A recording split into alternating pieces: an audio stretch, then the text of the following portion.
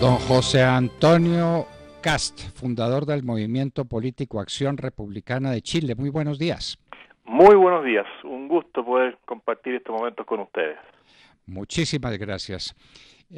Usted era un niño, he estado viendo sus fechas de nacimiento, cuando yo como secretario general de la Federación Latinoamericana de Bancos visitaba su país en las épocas de Allende, de esa tiranía comunista que acabó literalmente con Chile. Yo vi a sus compatriotas haciendo colas interminables para tratar de comprar alguna cosa y lograr sobrevivir. Allende arruinó a Chile, se lo robó, que es lo que hacen todos los partidos comunistas, y seguía las directrices de Fidel Castro. Usted no lo sabe porque usted era un niño. Fidel Castro estuvo en Chile dándole consejos a Allende durante varios meses. Yo no recuerdo cuántos, pero se fue a vivir a Chile para convertir a Chile en el paraíso comunista. Ahora le quiero preguntar, ¿cómo un país derrotado, con un aparato industrial vuelto pedazos, con una agricultura prácticamente inexistente, se salvaron por ahí algunos viñedos, todo lo demás quedó destruido? ¿Cómo se convierte en la primera potencia económica de América y el único país que tiene indicadores de país del primer mundo y no del tercer mundo? ¿Cómo se hace ese milagro, José Antonio Cast? Bueno, lo que dice usted es muy cierto. La izquierda, el comunismo internacional, yo creo que es la única ideología que es capaz de destruir un país. Y lo que ocurrió en Chile es lo que hoy día, en el presente, aunque parezca increíble, está ocurriendo en Venezuela. La manera de poder recuperarse de esto es primero cuando la ciudadanía toma una posición determinada y dice esto no puede seguir, y le plantea o obliga a las autoridades a tomar medidas. En el caso de Chile, el pueblo terminó derrocando a Salvador Allende. Se crea el mito de que es el ejército el que de un día para otro se levanta con una indignación total y quiere derrocar, ¿no es cierto?, a un presidente ilegítimo, pero eso no es así. Tanto el Poder Judicial como el Poder Legislativo pusieron a Salvador Allende fuera de la ley. Y eso es algo que mueve al ejército y a las Fuerzas Armadas a tomar el poder y cambiar el rumbo total de lo que es el desastre económico que había generado Salvador Allende. Esto se logra en gran medida porque se focaliza el gasto social y se dice por primera vez en la historia de Chile, vamos a hacer un mapa de la extrema pobreza. ¿Y eso qué significa?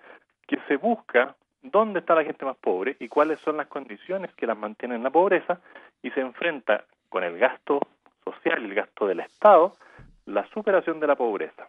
Eso fue lo primero, atacar la desnutrición infantil, atacar la falta de servicios básicos como electricidad, agua potable, alcantarillado, que permitieron a todas las personas tener un piso común. Y de ahí viene una serie de leyes que van modificando lo que es nuestro país, como una ley minera, una ley de pensiones, que permite que cada persona sepa cuánto va a ahorrar y con cuánto puede jubilar, una ley laboral y también una revolución tremenda en el área educacional, donde se dice, mire, nosotros no podemos mantener este sistema educacional donde solo hay cerca de 100.000 estudiantes universitarios, se abren las puertas de la educación a la educación privada superior, y con eso hoy día Chile tiene más de 1.200.000 alumnos en la educación superior, que es un salto gigantesco. Por lo tanto, lo primero es que la población rechace y se manifieste en contra, en este caso, de un gobierno ilegítimo, y luego una serie de medidas, tanto económicas y sociales, que permiten fijar un piso común para todas las personas. Hablemos de ese salto económico que es muy interesante. Los Chicago Boys, ¿qué fue lo que hicieron en Chile? Porque la situación de Chile, le repito, usted no la vivió, yo sí la viví de primera mano. Las industrias simplemente fueron, para utilizar el término que se utiliza mucho en Checoslovaquia, fueron defenestradas, acabaron con la producción industrial.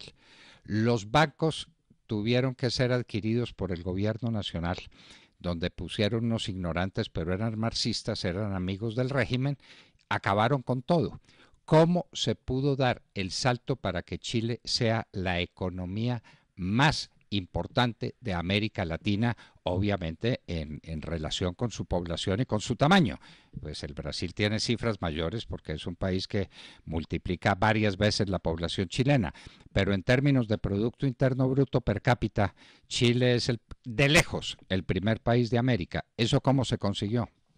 Bueno, quiero ratificar en lo que usted señala, de que Chile, con números de la OCDE, o sea, no con números de lo que yo pueda decir, es el país que tiene el mayor ascensor social a nivel mundial. Nosotros hemos bajado en la condición de pobreza de más del 23% de las personas entre el año 2011, perdón, entre el año 91 y el 2011. E insisto, eso se logra con una política de Estado seria. Y, por ejemplo, los países que tienen una alta burocracia, donde el Estado crece desmesuradamente, ya sea por la corrupción, o corrupción, entendiendo por corrupción el nepotismo, es decir, introducir a los familiares al Estado, el amiguismo, que los amigos lleguen a ejercer cargos de poder. Cuando uno empieza a enfrentar ese tipo de situaciones y comienza a achicar el Estado, cortar el gasto político y aumentar el gasto social, esto es un círculo virtuoso. Y cuando usted parte de las cosas más esenciales, enfrentando la pobreza más dura, logra cosas como que en Chile nadie muere de cólera, a diferencia de Argentina, donde la gente sigue muriendo de cólera. Cuando usted ya tiene un piso donde ya los niños no mueren de desnutrición infantil o no tienen problemas de educación por la desnutrición infantil, cuando usted tiene un piso común en el tema de los servicios más básicos, y parece curioso decir que estas medidas prácticas pueden terminar llevando a un país al desarrollo, no es así. Las medidas prácticas permiten que si los niños están bien alimentados, van a tener una mejor posibilidad de educarse al futuro, porque no van a tener una desventaja frente a otros niños. Cuando una persona tiene agua y alcantarillado y luz eléctrica en su casa, le cambia la vida, incluso para el momento en que llegue a trabajar, porque ya tiene cumplido una meta básica. A eso súmele todas las políticas de vivienda, de infraestructura terrestre, todos temas que el comunismo en Chile, Salvador Allende, terminó destruyendo. Porque lo que usted dice, de nuevo, es muy cierto, pero si quieren ver la película actualizada al día de hoy, solo tiene que sintonizar algún canal de televisión y ver lo que está sucediendo en Venezuela, porque la gente a veces dice, ¿cómo habrá sido esto parte de la historia? Para algunos quizás parte de la prehistoria. No, es real y efectivo. Y luego las políticas económicas que implementan desde el grupo de los Chicago Boys apuntan a cosas muy básicas, dar libertad. En base a la libertad la gente se empieza a desarrollar.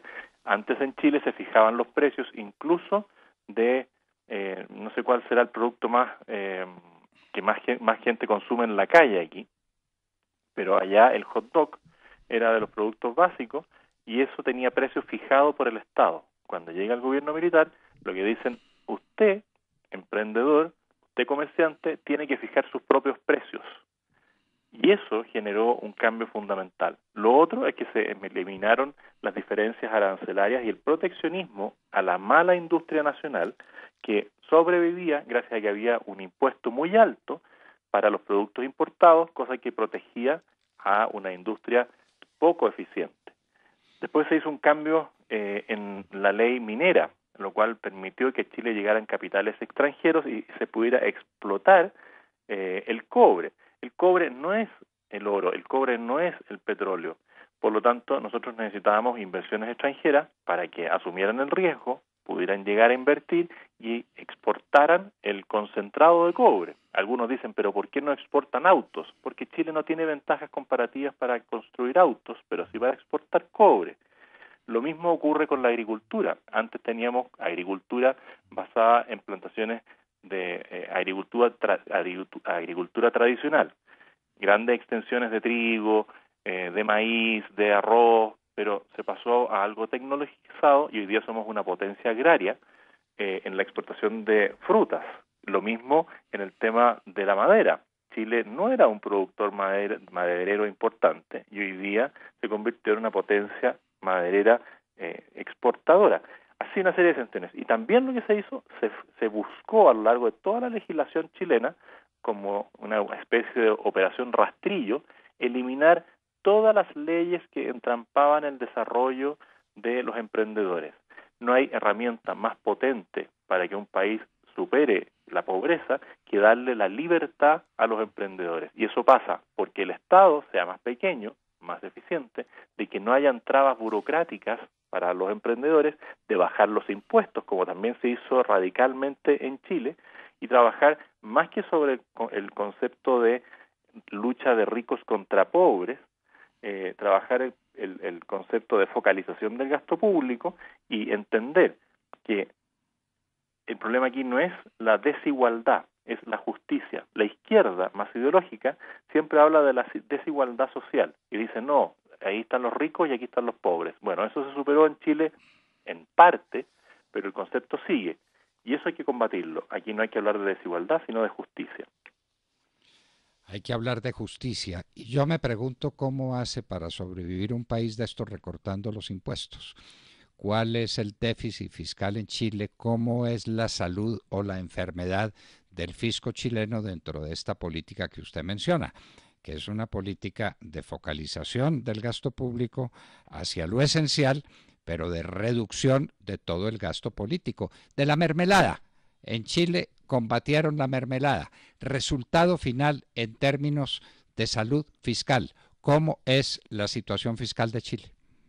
Bueno, en comparación con otros países, nosotros podemos decir que estamos en una muy buena condición. Nuestra deuda externa está bastante controlada, pero claramente sucede lo que es lo obvio cuando empiezan a aumentar los periodos de gobierno de izquierda. ¿Y por qué? El último gobierno de Michelle Bachelet tuvo un crecimiento del 1%, hoy ya estamos sobre el 4%, sin haber hecho grandes cambios legales, sino solamente en base a la confianza que genera un nuevo gobierno. Y ¿El por las 4% de qué, perdón, José Antonio? De crecimiento. ¿Está creciendo al 4% en Chile?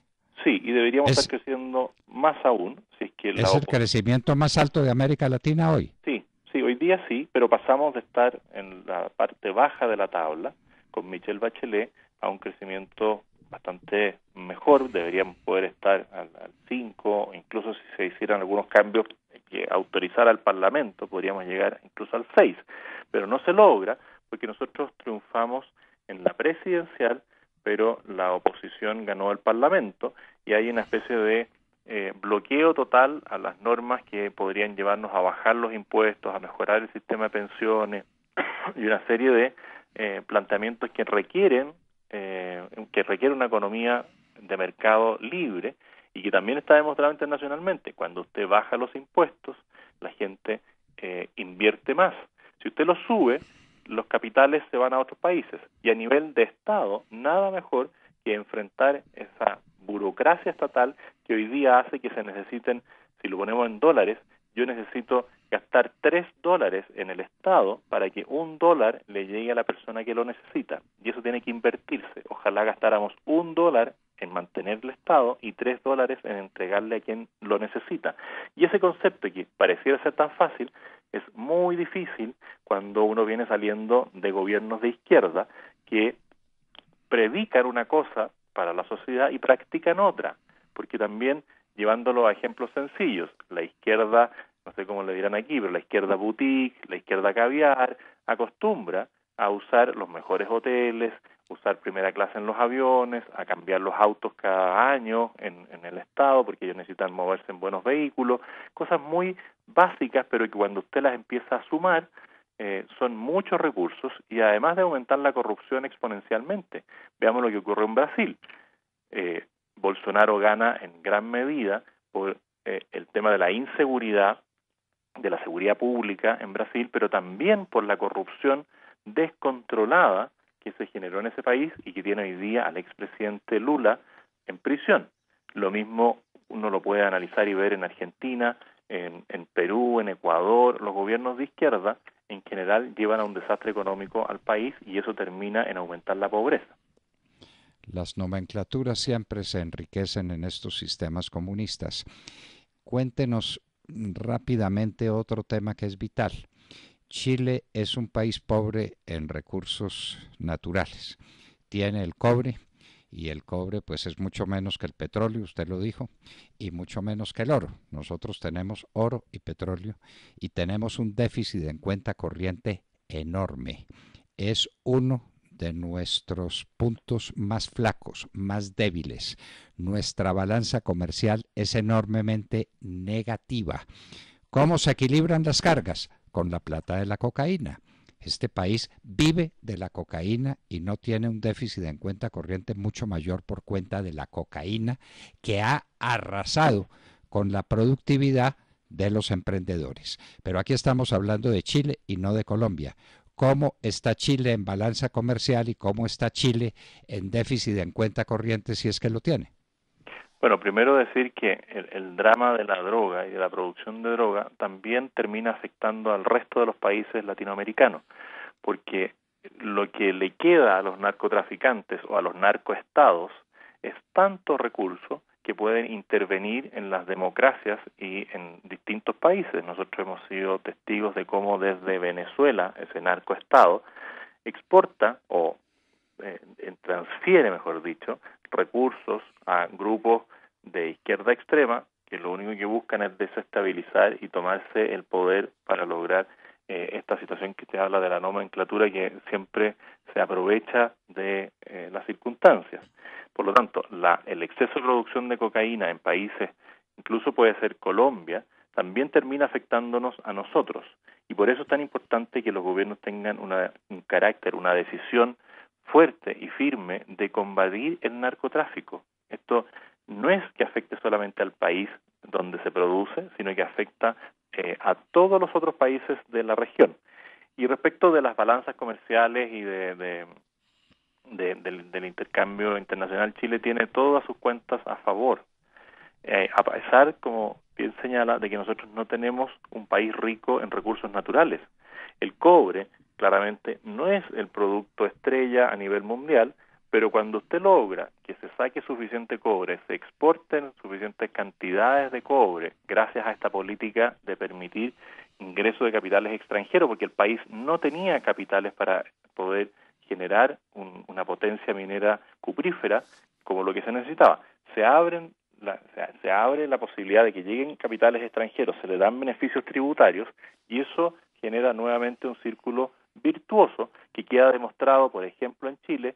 En el norte hay una ciudad que depende de la minera estatal, Codelco, y desde que yo la conozco siempre ha sido una ciudad, yo le diría, proyección de un campamento minero. Hoy día ya es una gran ciudad y todo, pero no tiene ninguna comparación con la ciudad que le da le abre las puertas a la minera privada, nacional y extranjera, como es Antofagasta. Antofagasta hoy día es una gran ciudad, a diferencia de lo que es Calama, y la única diferencia es que en un lugar está la empresa estatal y en otro lugar están las empresas privadas. Y así suma y sigue. ¿Por qué nosotros tenemos tasas, comparación entre la exportación y la importación positivas para Chile? Porque sabemos o se entendió que tenemos ventajas comparativas en algunos temas y no en los otros. Por lo tanto, si nosotros vamos a exportar cobre y la izquierda dice tenemos que exportar cobre ya producido, o sea, no exportemos el concentrado de cobre, exportemos el cable de cobre. Y uno les dice, sí, sería el ideal en la medida que a nosotros nos haría más barato hacer el cable de cobre que a los chinos o que a los japoneses. Porque como la producción de la energía eléctrica aún sigue siendo muy alta y tenemos el país latinoamericano con el mayor costo en la producción de energía eléctrica, en alguna medida por grupos ambientalistas extremos que no permiten que se desarrollen otro tipo de producción de energía, mientras no tengamos una ventaja comparativa para mejorar nuestra calidad de exportaciones, no lo vamos a poder hacer y tenemos que entenderlo y ser claros que nosotros tenemos que progresar mucho más, por ejemplo, en la venta de servicios.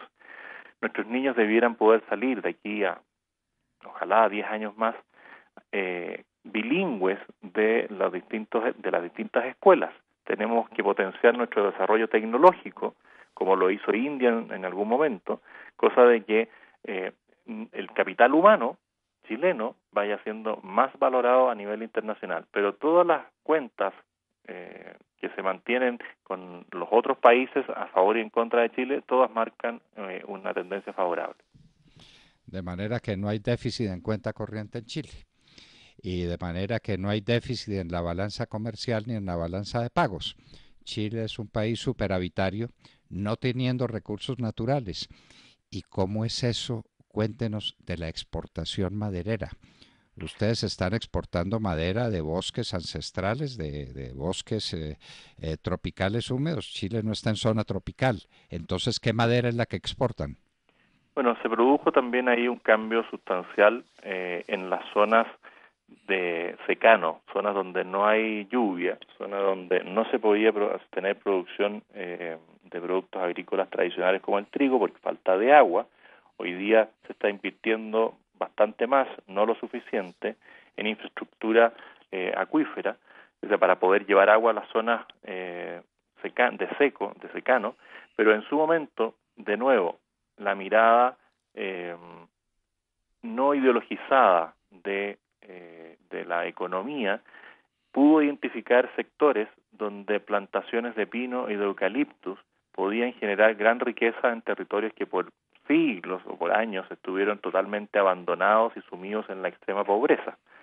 Y ahí se generó un beneficio tributario para incentivar la plantación de bosques de pino y de eucalipto, tanto por capitales nacionales como extranjeros. Y eso logró que grandes extensiones de terrenos inutilizables en otros temas agrícolas se convirtieran después de 20 años en una zona de mucha producción maderera que hoy día nos tiene en un buen lugar a nivel internacional.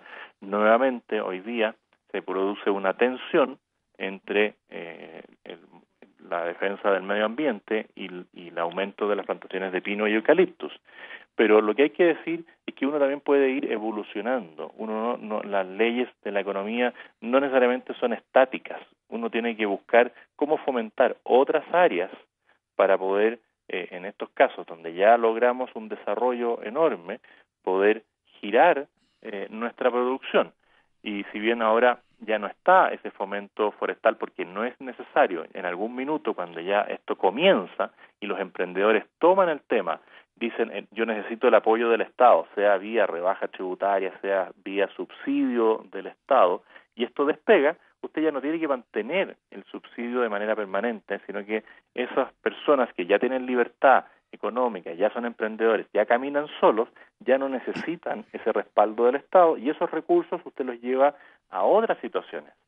Por ejemplo, ahora que el Estado ya tenía eso resuelto, bueno, hay que invertir más en infraestructura caminera, que tenemos buenas carreteras, pero hay que mejorar los caminos de acceso a las carreteras, hay que mejorar los aeropuertos, hay que mejorar los puertos, hay que tener conectividad de Internet a lo largo de todo Chile, cosa que se está logrando, pero uno va focalizando su gasto en otras materias o fomentando el tema de la ciencia y tecnología, donde aún estamos muy atrasados y no tenemos buenos índices, es en la inversión en ciencia y tecnología, donde también se requiere la inversión privada. A lo que voy es que cuando uno se da cuenta de que los países progresan en la medida de que la economía crece sana en base al desarrollo privado, no al estatismo, bueno, se producen cambios tan fundamentales como el de Chile. Los países que logran entender que el progreso no pasa por un Estado más grande, sino por un Estado más pequeño y por un corte en el gasto político, logran estos niveles de desarrollo y crecimiento como el que obtuvo Chile. ¿Cuánto exporta Chile en madera al año? ¿Usted tiene una cifra siquiera aproximada? No la tengo, mientras hablamos la puedo buscar. Bueno, José Antonio, una pregunta. Usted nos está hablando de una concepción que llamaríamos, aunque somos tan desconfiados de esa terminología, que llamaríamos de derecha. Usted tiene periódicos a su servicio, usted tiene un partido político que lo acompaña, un partido político tradicional, usted tiene fuerzas especiales en el Congreso de la República. ¿Con qué está haciendo usted política? Bueno, yo fui parlamentario durante 16 años, milité en un partido político durante 22, pero llegó el momento en que dije, bueno, hasta el partido político de derecha en el que yo milito está perdiendo la energía, aquí dice 5 millones de metros cúbicos fue el total de madera exportada a cerrada el 2017, porque también se exporta, esto es solamente la madera cerrada, la madera procesada, también se exporta mucha pulpa y mucha astilla de estos pinos. Volviendo al tema de cómo uno mantiene una posición política, bueno, yo por mucho tiempo la mantuve dentro del partido en el que militaba, que es un partido de derecha, la Unión Demócrata Independiente. Me tocó el honor de ser jefe de los diputados, secretario general del partido, siempre muy perseverante en poner los temas sobre la mesa, pero llegó un momento en que el partido, lo que le pasa a todas las agrupaciones humanas, pierde parte de su energía y deja de hacer las cosas que motivaron su creación. En ese momento yo renuncio al partido y me presento como candidato presidencial independiente, fuera del pacto de la centro derecha, porque en Chile nosotros tenemos segunda vuelta electoral, por lo tanto uno, sin hacerle daño al sector, sí puede marcar una posición. Nos costó bastante, nadie pensó que nuestro grupo, que era muy pequeño, iba a poder conseguir las firmas necesarias para presentar una candidatura presidencial independiente.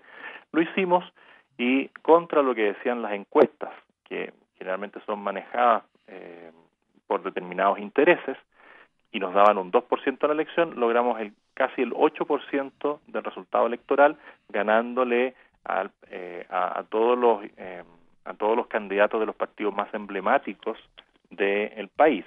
Con ese 8% ya identificado y con el cual colaboramos también lealmente a que saliera electo el presidente Sebastián Piñera, que en la primera vuelta solo sacó el 36% de los votos, que es una muy mala votación para lo que se esperaba. Bueno, para mantener esa presencia en la opinión pública, generamos un movimiento social y político que no es un partido, denominado Acción Republicana.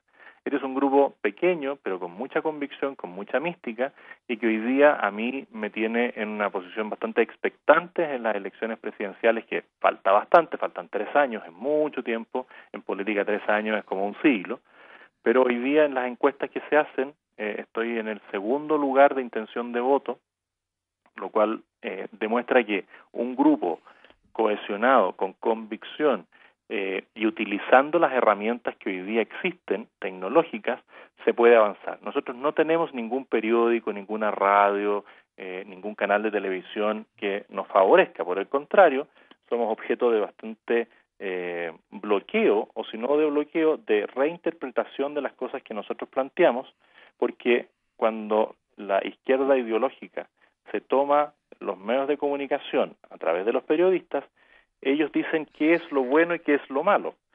Pero también, gracias a la ciencia y la tecnología, hoy día tenemos las redes sociales que nos permiten, por un lado, terminar con el bloqueo de los medios de comunicación y por el otro lado, decirle a las personas o explicarles lo que realmente nosotros estamos planteando. Y en esa línea, a nivel de redes sociales, somos uno de los grupos que más influyen en la opinión pública a nivel nacional a través de las redes de Facebook, de Twitter, de Instagram, con gran presencia a través de medios directos como el mail y el WhatsApp, y eso es lo que nos permite hoy día tener una posición clara frente a la opinión pública, y también estamos comenzando a trabajar con parlamentarios, diputados y senadores de distintos partidos políticos, pero que tienen una base común de defensa de la libertad, defensa de la familia, defensa de los principios trascendentes de una sociedad libre y responsable. Muy bien.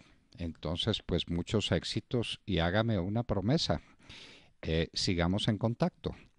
Sigamos en contacto porque este proceso chileno es sencillamente apasionante y porque a usted en mucho le interesará desde luego el proceso colombiano, porque América es una sola y lo que está pasando en cualquier lugar de América necesariamente influye en los destinos de los demás países.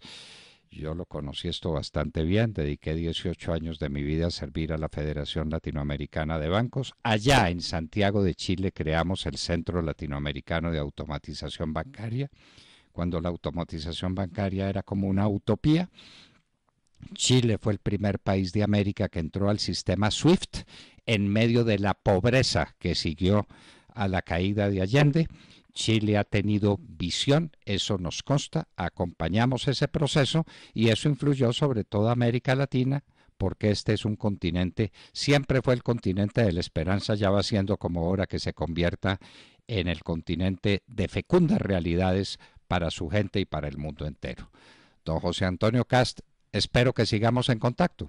Bueno, yo le agradezco mucho esta posibilidad de conversar y de todas maneras me interesa mantener el contacto porque lo que ocurre en un país rebota, por así decirlo, en otro.